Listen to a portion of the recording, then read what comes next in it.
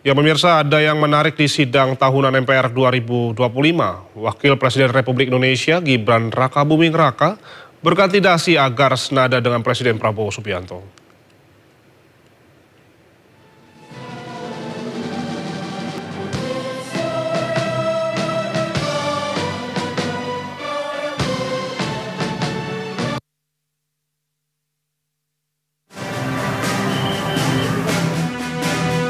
Berbeda dengan Presiden Prabowo yang menggunakan dasi warna biru. Bahkan saat momen sesi foto bersama dengan Presiden Prabowo Subianto dan pimpinan DPR jelang sidang tahunan MPR dan sidang bersama DPR dan DPD, Wakil Presiden Gibran nyaris telat berfoto bersama. Dan ada yang menarik, Gibran tidak lagi memakai dasi warna merah melainkan mengganti dasi yang senada dengan Presiden Prabowo Subianto. Presiden Prabowo Subianto dan Wakil Presiden Gibran Rakabuming Raka kemudian memasuki ruang sidang usai sesi berfoto. Dalam agenda sidang tahunan MPR ini, Prabowo menyampaikan pidato kenegaraan antara lain terkait hasil kinerja pemerintah selama 300 hari sejak ia dilantik pada Oktober 2024. Tim Liputan iNews melaporkan. Politik campur tangan dan buah tangan dinilai kerap mempengaruhi demokrasi di Indonesia. Hal itu diungkapkan Ketua DPR Puan Maharani di pidato sidang tahunan MPR DPR.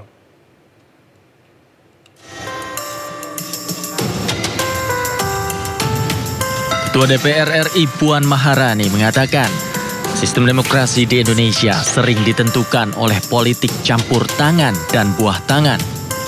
Hal itu ia sampaikan saat memberikan pidato pada sidang tahunan DPR MPR di Senayan, Jumat pagi.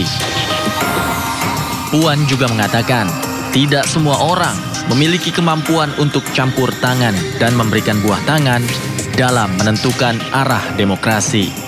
Beberapa di antaranya menyampaikan kritik dengan cara yang berbeda.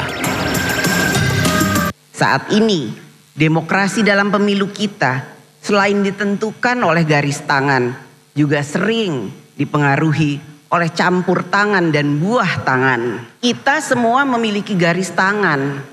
Nasib dan kesempatan yang diberikan oleh Allah Subhanahu wa Ta'ala, Tuhan yang Maha Esa. Tetapi tidak semua dari kita memiliki kemampuan yang sama untuk ikut campur dan memberikan buah tangan dalam menentukan arah demokrasi, berkumpul, menyatakan pendapat dan menyampaikan kritik.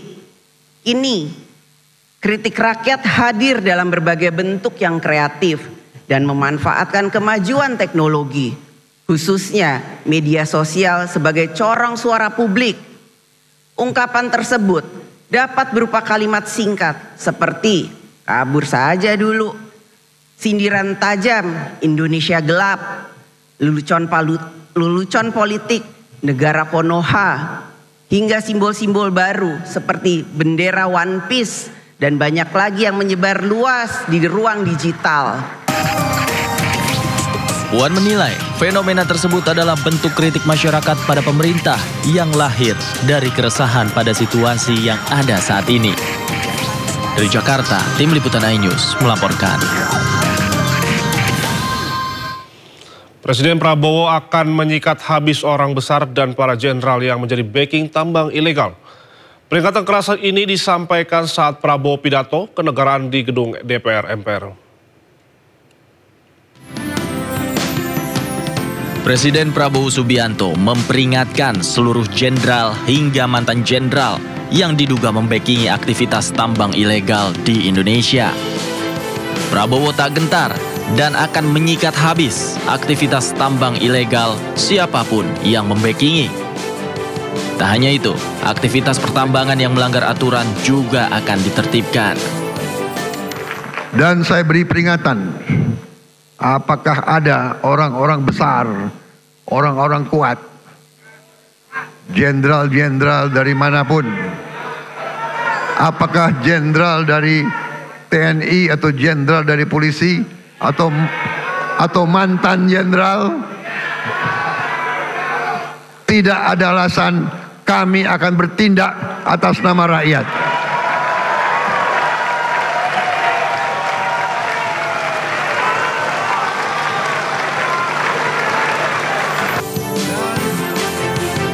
Presiden telah mendapatkan laporan dari aparat keamanan bahwa ada sekitar 1063 tambang ilegal yang saat ini masih beroperasi. Untuk menindak hal itu, Prabowo juga meminta dukungan dari parlemen dan seluruh partai politik saat pidato kenegaraan di gedung DPR MPR. Dari Jakarta, Tim Liputan iNews melaporkan. Mantan Sekretaris Kementerian BUMN Said Didu menyinggung bahwa pengaruh Riza Khalid tidak hanya terbatas pada sektor migas tapi juga lingkungan kekuasaan tanah air. Meski telah menjadi tersangka dugaan korupsi tata kelola minyak, keberadaan Riza Khalid masih menjadi misteri. Kita simak pembahasannya bersama rekan Pung Purwanto dan rekan Lukman Hanafi dalam program To The Point Aja Sino News berikut ini. Datang instruksi 2009 berarti 2009. 2 tahun setelahnya ya? Nah. Setelah 2007? Ya. Itu digantilah Ari Sumarno. Ya. Wow. Endrianto Sutarto berhenti, Sudirman Said diberhentikan.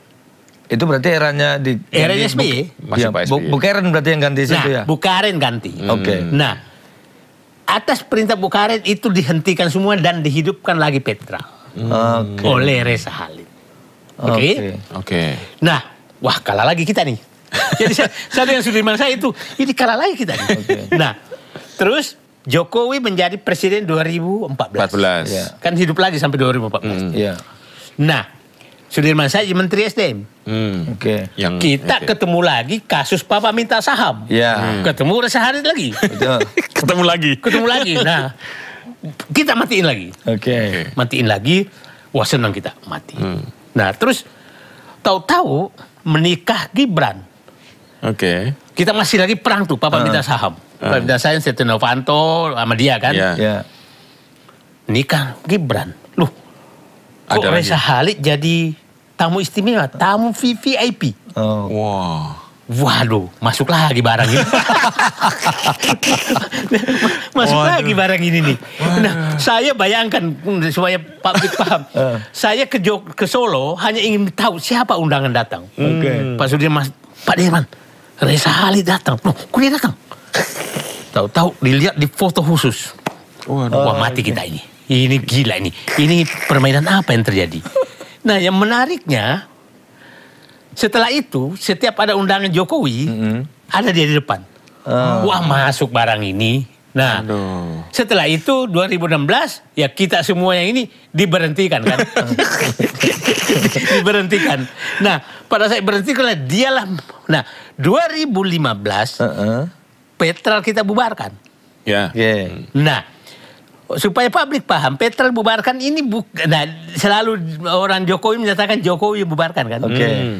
Jadi pada saat itu hasil adu Petra Denta dari Australia yang hasil kerja Faisal Basri almarhum, tim mafia migas, ini perlu kita ceritakan supaya publik paham.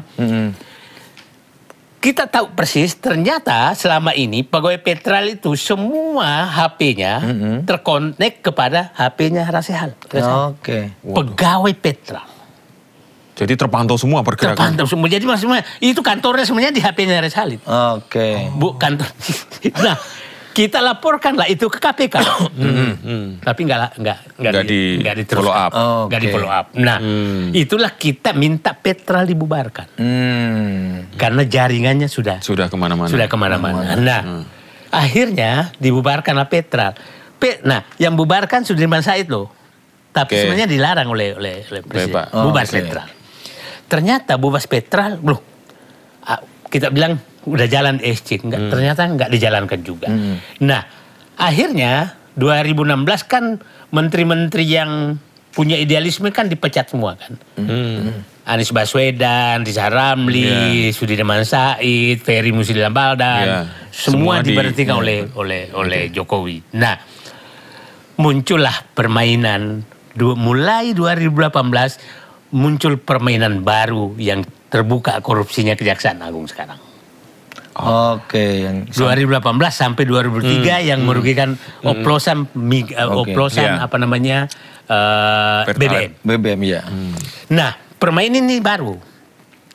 Permainan ini baru karena ternyata Reza Khalid membangun kilang.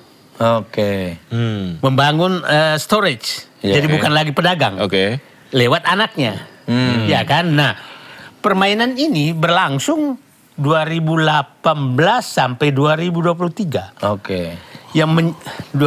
Yang merugikan awalnya kan menyatakan hampir 1.000 triliun. Hampir 1.000 triliun. Nah, setelah ini kan hampir 300 triliun. Gitu kan? Nah, yang menarik bagi kita, kenapa 2023 berhenti? Iya kan? Iya, betul. Nah, artinya dia takut ketahuan Prabowo. Berarti ada yang ditakuti juga? Ada yang ditakuti. Nah, sehingga memang sebenarnya mungkin udah tahu sehingga kalau ini mungkin dia takut ketegasan Prabowo. Nah, sehingga lucunya berhentinya 2003 tanpa belum ketemu loh. Alasannya? Belum ketemu kasus korupsi belum ada. Berhenti sendiri. Nah, yang menariknya kalau kita lihat ya, yang terlibat di dalam korupsi ini tidak ada pimpinan Pertamina loh. Yang menarik adalah yang terlibat adalah Direktur Pemasaran Pertamina 2014, Hanung Budya. Patraniaga ya? Petraniaga kan. Yang terlibat kan ada perusahaan kan Petraniaga, Kilang dan perkapalan. Iya. 3 ini kan yang anak perusahaan. Nah, artinya direksi Pertamina nggak ada yang terlibat. Yang holding nggak ada ya? Nggak ada. Artinya ini ada perintah dari samping nih, atas samping. Atas samping. Nah, atas samping ini yang menarik yang kita harus ini kan bahwa apa urusan Erick Thohir pada saat ini terungkap tahu-tahu datang ke Kejaksaan Agung.